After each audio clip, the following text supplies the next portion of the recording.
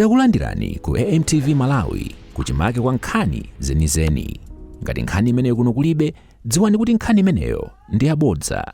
Ppresident Chakwera Walamula Mkulu wa asilikali a Nkhondo Mdziko Muno Kuti ayambepo dongosolo lochotsa asilikali a dziko lino ku Democratic Republic of Congo DRC. Malingana ndi uthenga omwe President watulutsa madzulo ano, izi ndikufuna kulemekeza mgwirizano osiya kumenyana omwe zigawenga za M23 zinalengeza posachedwa. Chakwera ukhulupirira kuti kuchotsa asilikaliwa kupereka mpata kuti mbali zomwe zikuyambana zigwirizane zobweretsa bata ndi mtendere okhazikika. Asilikali a dziko lino akugwira ntchito yokhazikitsa bata ku DRC pansi pa bungwe la SADC.